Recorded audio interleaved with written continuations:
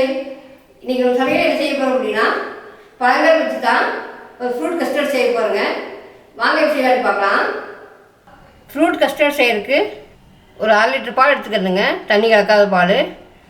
அதை அடிப்பிடிக்காத ஒரு ஃபேன் எடுத்து அதில் ஊற்றிக்கலாம். பாலை கொதி வர வரைக்கும் அப்படியே கலந்து விடுங்க. அடி பிடிக்காமல் இருக்கதான். மிதமான தீயிலே வைங்க. கொதி வர அளவுக்கு வந்துச்சு. இதில் கஸ்டர்ட் பவுடர் 2 டேபிள் ஸ்பூன் போட்டிருக்கேன். அது 3 டேபிள் ஸ்பூன் பால் ஊற்றி நம்ம கலக்கி எடுத்துக்கலாம். கஸ்டர்ட் பவுடர் கொஞ்சம் கொஞ்சமாக ஊற்றி நம்ம கலந்துக்குங்க.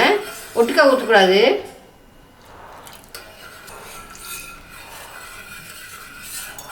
அப்படியே கலந்து விட்டே வந்தீங்கன்னா கொஞ்சம் திக்னஸாக வந்துடும்.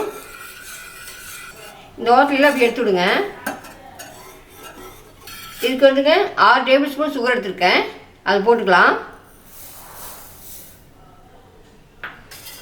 அதை போட்டுட்டு நல்லா மிதமான தீயில் நல்லா கலக்கி விடுங்க.